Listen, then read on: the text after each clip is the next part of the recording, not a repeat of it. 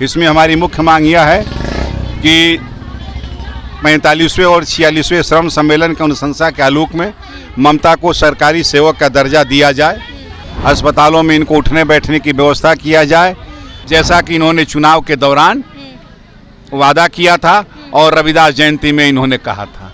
अच्छा, तो अभी हम यहाँ पे एक सर मौजूद हैं, यहाँ पे इनसे पूछते हैं कि यहाँ पे ममता कार्यकर्ता लोग हैं, यहाँ पे किन मांगों के लिए यहाँ पे इतना प्रदर्शनी लगाई हुई है, रोड पे धरना दी बैठी हैं। बिहार राज्य ममता कार्यकर्ता संघ के बैनर के तले पिछले माह के 4 अक्टूबर को पूरी बिहार की ममता कार्यकर्ताओं ने बिहार के माननीय मुख्यमंत्री एवं माननीय उप मुख्यमंत्री सह स्वास्थ्य मंत्री के समक्ष प्रदर्शन आयोजित कर अपनी समस्याओं को उनके संज्ञान में लाया था, लेकिन कोई कार्रवाई नहीं हुई। पुनः आज बिहार का 38 जिले में सिविल सर्जन के समक्ष बिहार राज्य ममता कार्यकर्ता संघ प्रदर्शन आयोजित कर रही है।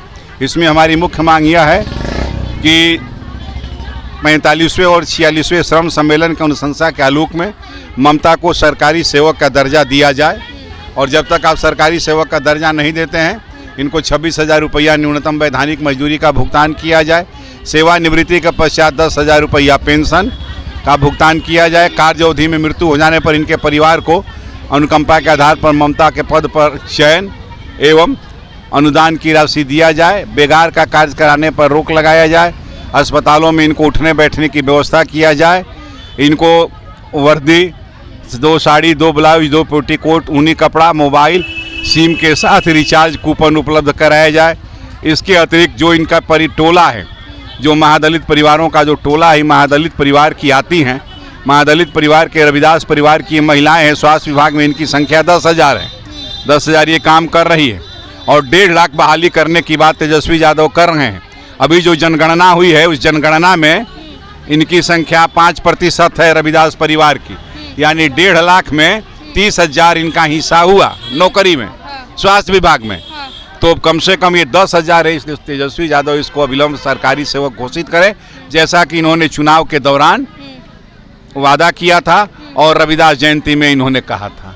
अच्छा, तेजस्वी यादव ने कहा था, वादा किया था। चुनाव के घोषणा पत्र में, इनके मैनिफेस्टो में तेजस्वी यादव के शामिल है, और साथ ही साथ रविदास जयंती के दिन इन्होंने ये कहा था कि हम ममता को सरकारी सेवक बनाएंगे। अच्छा, तेजस्वी यादव ने ऐसा कहा था। लेकिन खेद के साथ सूचित करना यह है कि अभी जो 300 रुपया पर डिलीवरी सामूहिक रूप से इनका भुगतान होता है, वो भी ये महादलितों का 1 साल से बंद है। अच्छा। 1 साल से ये ममता संघ के लोग कार्यकर्ता जो है यहाँ पे ये भी तो बोल रही हैं कि जो अगर डिलीवरी नहीं हुआ तो उन्हें वो भी पैसा 300 रुपया नहीं प्रॉफिट हो पाएगा। 300 रुपया पर डिलीवरी हमें कहा गया कि ये भुगतान 300 रुपया पर डिलीवरी है।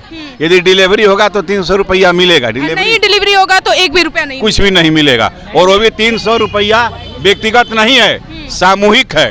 सामूहिक है। यदि एक टर्म में 5 ममता काम कर रही है तो 300 का मतलब 60 रुपया ही हुआ। अच्छा, तो देखिए यहाँ पे किस तरह से यहाँ पे गुहार लगा रही है दीदी लोग। ममता संघ की जो दीदी लोग है, ये कार्यकर्ता बिहार राज्य से यही मांग कर रही हैं कि जो चिकित्सा है, बिहार चिकित्सा जन स्वास्थ्य कर्मचारी संघ से यही गुहार लगा रही है कि उनको उनके हक दी जाए। जो भी ये सरकार से गुहार लगा रही है कि 26,000 उन्हें वेतन दी जाए, तो उनके वेतन का मांग सही है, उनका मांग कहीं ना कहीं बहुत सही है। बिहार सरकार से बार बार यही विनम्र किया जाए, ऐसा बिहार सरकार क्यों कर रहे हैं। और यहाँ तक कि तेजस्वी यादव ने वादा तक किया था कि हम उनकी मांगे को पूरा करेंगे, तो फिर बिहार सरकार उनकी मांग क्यों नहीं पूरा कर रही है। ये महिलाओं को रोड पे क्यों खड़े उतार दिए हैं।